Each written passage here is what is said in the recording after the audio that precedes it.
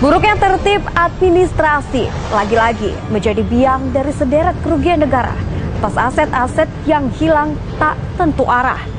Meski didukung dengan ribuan tenaga administrasi, pemerintah tetap saja tak kunjung mampu sekedar membereskan inventarisasi kekayaan yang ada.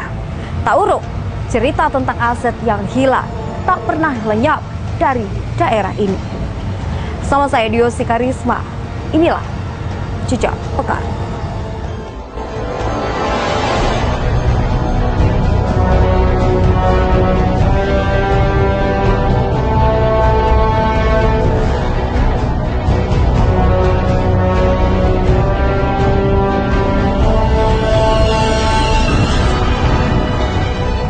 Dugaan penjualan aset tanah milik Dinas Pendidikan Provinsi Bengkulu menambah panjang daftar kekayaan daerah ini yang terancam hilang.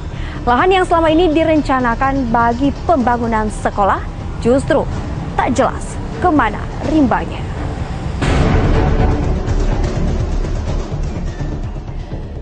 Inilah lahan milik Dinas Pendidikan Provinsi Bengkulu yang saat ini mulai menjadi sorotan karena diduga telah berpindah tangan ke pihak lain. Lahan seluas 1,8 hektar ini berada persis di perbatasan Kota Bengkulu dan Bengkulu Tengah, tepatnya di kawasan Simpang 4 Nakau, Kelurahan Surabaya.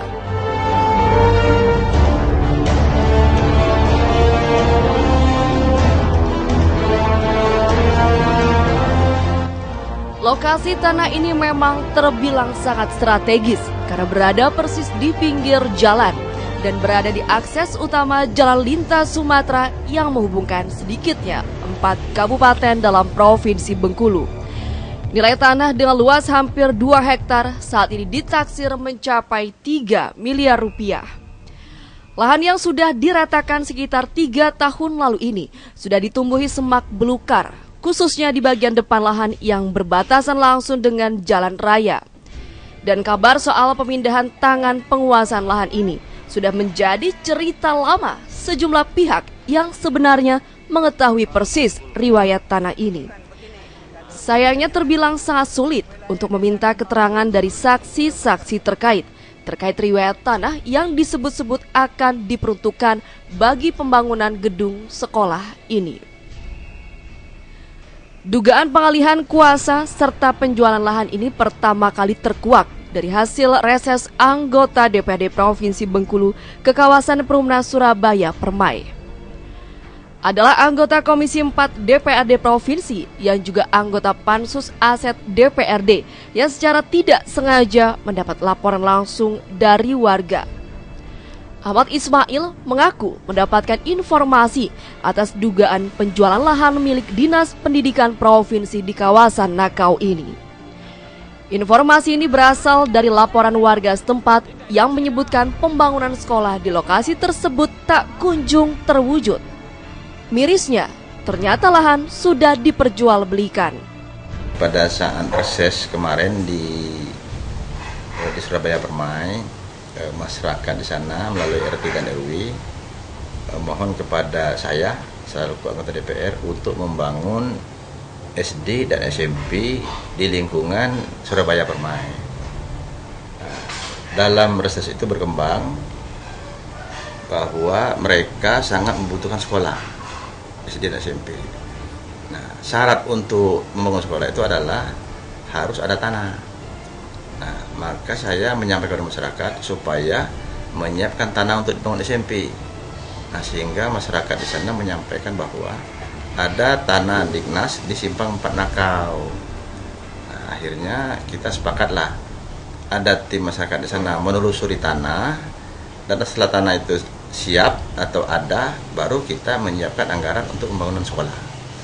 Itu. Namun sampai hari ini kepastian informasi dari masyarakat itu sampai ini belum sampai dengan saya, sehingga kita belum bisa menganggarkan untuk SD dan SMP itu. Bahkan belakangan menurut masyarakat posisi tanah hibah dari Dignas itu kepastiannya belum sampai dengan saya. Hanya ada infonya katanya Pak Injo, mantan Kakanwil Dignas, pernah menghibahkan tanah. Saya bilang kalau memang ada silakan telusuri, nanti kita anggarkan untuk membangun SD dan SMP. nanti kalau memang status tanahnya jelas, baru kita anggarkan untuk bangun SD dan SMP di lokasi tersebut. Bahkan belakangan info dari Pak RT di sana, posisi tanahnya tempatnya sudah kurang jelas posisi tanahnya menurut dari Pak RT di sana. Ya saya bilang kalau memang tanahnya belum ada kepastian, kita belum bisa menganggarkan untuk SD dan SMP tersebut. Kalau menurut masyarakat, menurut Pak RW, Pak RT di Surabaya Permai, di Simpang 4 Nakau arah ke Benteng. Tapi titik nolnya saya kurang begitu tahu. Di pinggir jalan. Di pinggir jalan menurut masyarakat di sana. Saya bilang kalau pinggir jalan bagus. Justru kalau bangunan sekolah itu kan lebih bagus di pinggir jalan. Itu.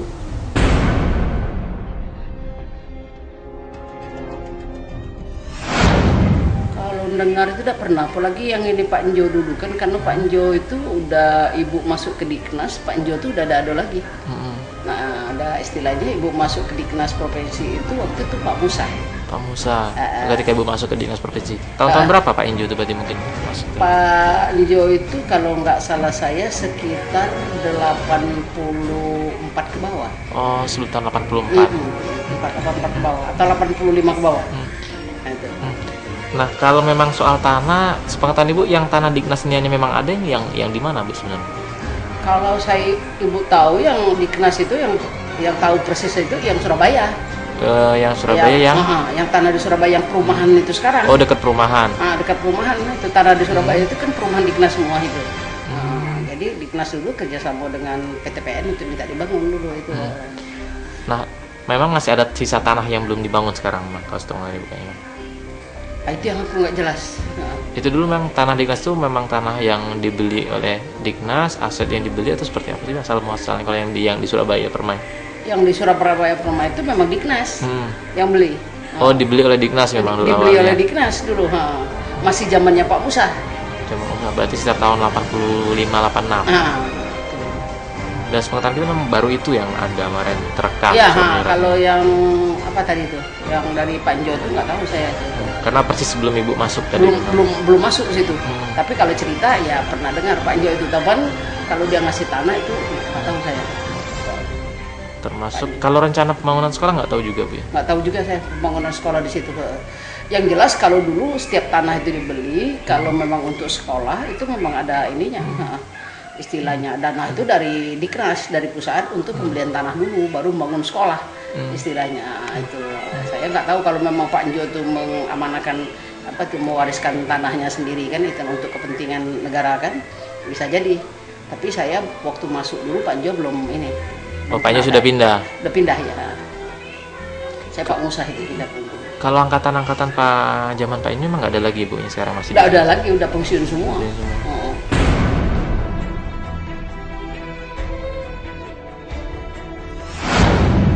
Keberadaan aset tanah milik Dinas Pendidikan Provinsi ini terus menuai kontroversi karena muncul sejumlah keterangan berbeda terkait lokasi lahan yang dihibahkan untuk pembangunan sekolah.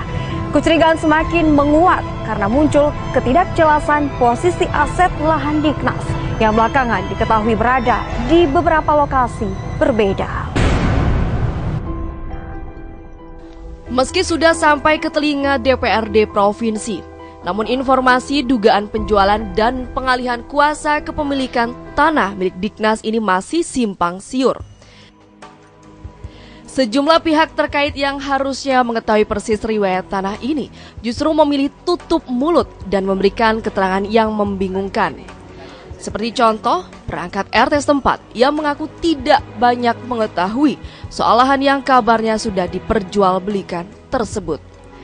Sang ketua RT yakni Imam Sugito awalnya mengakui jika lahan tersebut memang lahan milik Dinas Pendidikan Provinsi Bengkulu. Bahkan ia sendiri sempat ditugasi Kepala Dinas Pendidikan Provinsi saat itu yakni Sumardi untuk melakukan pemerataan lahan menggunakan alat berat sekitar 3 tahun lalu.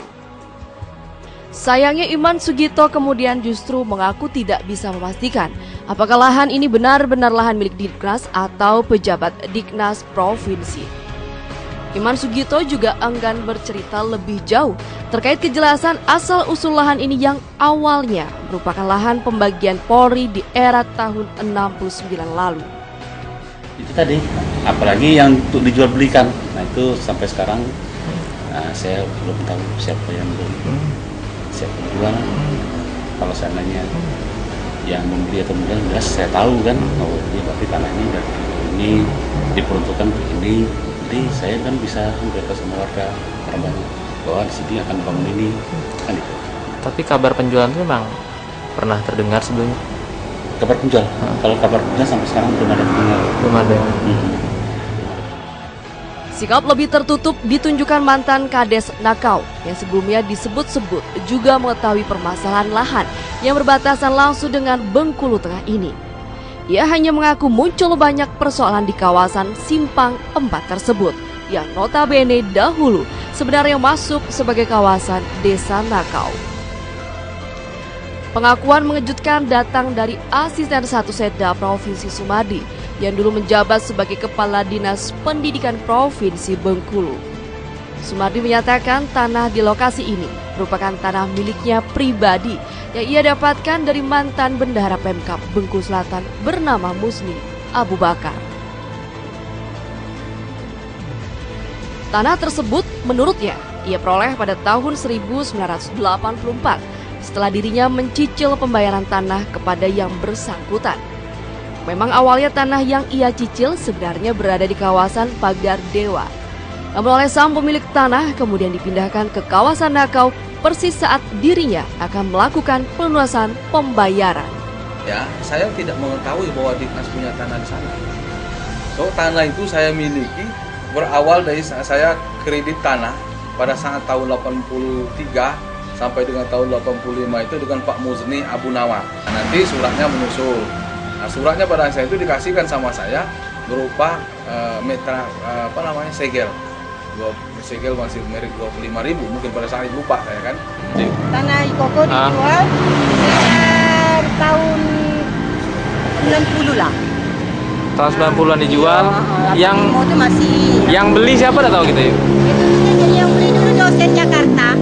Yang beli dulu dosen Jakarta. Iya, dosen tapi tinggal di Jakarta. Kini lah dijualnya lagi dekat Diknas.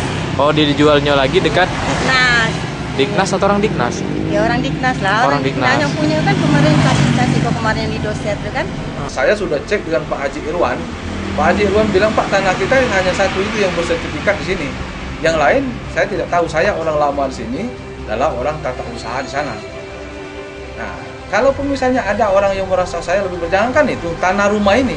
Andai kata ada orang yang lebih berhak daripada itu, ya kita klarifikasi mana yang paling berhak.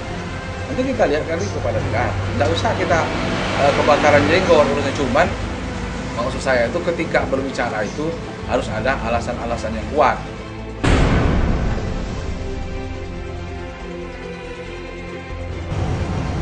Munculnya bukti sertifikat kepemilikan lahan mantan Kepala Diknas memunculkan dugaan berbeda terkait asal-usul lahan di kawasan tersebut. Lalu, di manakah sebenarnya lahan milik dinas yang sejatinya diperuntukkan bagi pembangunan sekolah ini berada? Sesaat lagi. Jadi saya katakan dengan orang tua ini surat belum bisa saya tanda tangani karena informasi tanah itu adalah tanah Diknas.